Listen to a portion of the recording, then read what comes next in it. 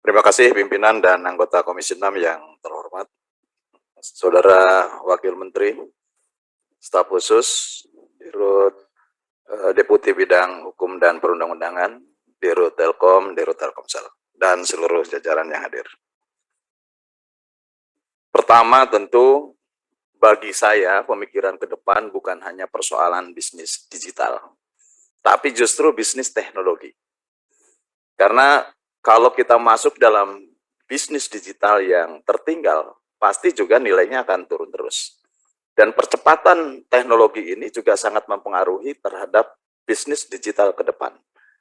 Dan kalau saya berbicara teknologi, kita bisa bandingkan bagaimana Jepang versus Korea Selatan. Korea Selatan bisa membunuh industri-industri yang teknologinya jauh lebih cepat perkembangannya dibandingkan dengan Jepang. Sehingga kita tidak pernah berpikiran dulu Kodak bisa tutup selamanya, gitu. Tidak muncul kembali. Inilah yang menurut saya tidak selamanya juga bahwa bisnis digital ini merupakan sistem pembaharuan yang harus dilakukan di dalam bisnisnya Telkom maupun Telkomsel. Oleh karenanya saya berbicara lebih baik bisnis teknologi ke depan.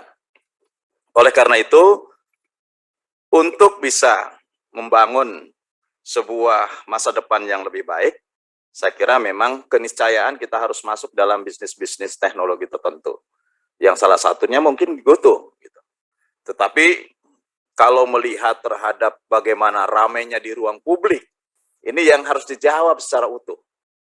Karena kami mendengar, saya mengikuti seluruh rangkaian pendalaman terhadap panja investasi di bidang digital ini, tentu ada yang pro, ada yang kontra, ada yang mengkritisi, ada yang membela.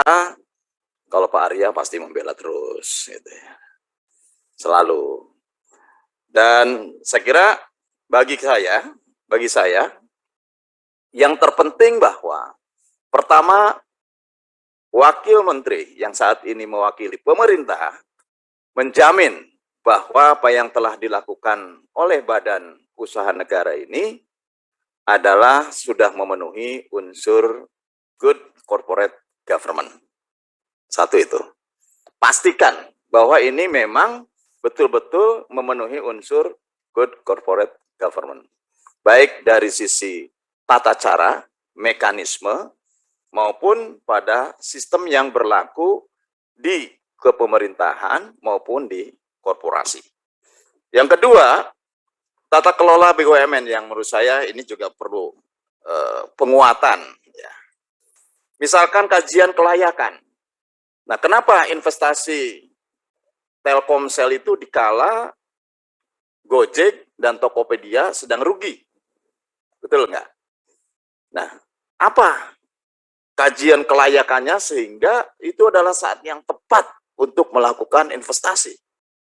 Saya tidak akan dipengaruhi, otak dan pikiran saya tidak akan dipengaruhi oleh hoax yang berlaku di media sosial dimanapun. Tetapi ini menjadi pertanyaan pemikiran saya, karena dalam setiap proses kerjasama ya harus dilakukan dulu uji kelayakan atau kajian atau studi kelayakan. Oleh karenanya itu, sejauh apa? Dengan kepastian apa? Bahwa uji kelayakan ini memang layak untuk dilakukan investasi pada saat itu. Satu itu. Yang kedua, tentu memenuhi selain tadi penilaian dari pihak pemerintah, penilaian dari Kementerian BUMN terkait dengan good corporate government, juga bagaimana memastikan bahwa standar operasional prosedur di dalam Telkom sebagai induk perusahaan maupun Telkomsel sebagai anak perusahaan yang mengeluarkan pendanaan betul-betul memenuhi terhadap standar operasional prosedur tersebut. Ya, jadi memenuhi SOP yang memang ini berlaku di dalam korporasi dan seluruh direksi bertanggung jawab terhadap persoalan masa yang akan datang. Karena persoalan itu tidak pernah datang di awal atau di depan. Datangnya persoalan itu nanti di akhir. Oleh karenanya, kalau memang ini dapat dipertanggungjawabkan, baik oleh direksi Telkom maupun Telkomsel, ya menurut saya tidak ada persoalan, dipertanggungjawabkan. Bahkan mungkin pertanggungjawabannya bukan hanya pertanggungjawaban korporasi, tapi pertanggungjawaban dunia dan akhirat. Nah, itu lebih baik. Kemudian dari sisi perjanjian, apakah tidak ada unsur-unsur yang menekan? Tidak ada unsur-unsur kolusi, korupsi, nepotisme. Pastikan itu. Kalau memang tidak ada, ya buat apa kita juga perpanjang-panjang ini gitu. Dan kita juga akan selalu mendengarkan pro kontra ya begitu-gitu aja. Ceritanya juga akan sama itu aja. Yang terpenting adalah catatan-catatan terpenting inilah yang kemudian bisa disajikan baik oleh pemerintah, dalam hal ini Kementerian BUMN, maupun Telkom dan Telkomsel. Dan tentu bagi Komisi 6 yang terpenting adalah bagaimana melaporkan hasil evaluasi secara berkala. Menurut saya itu. Oke.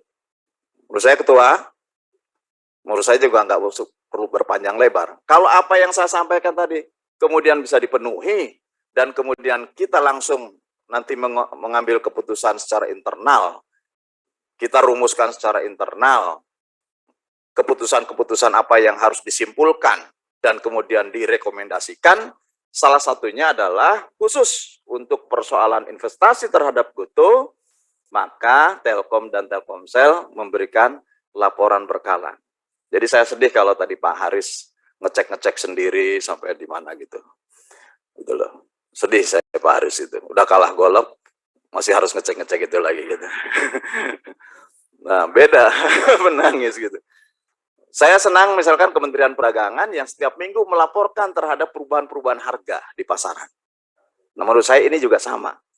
Pak Ririk, mungkin Pak Dirut Telkomsel bisa melaporkan secara berkala. Ini loh Pak, hasil kami setelah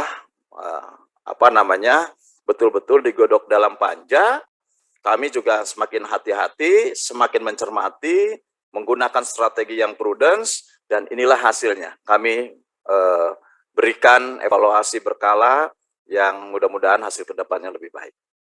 Dan kalau itu bisa dijawab, saya usul untuk segera kita rapat internal, dan menurut saya juga ya, kita ambil kesimpulan dan rekomendasi saya gitu ya, sehingga kita bisa untuk berbuat yang lainnya lagi, misalkan harga telur, panja telur gitu sekarang.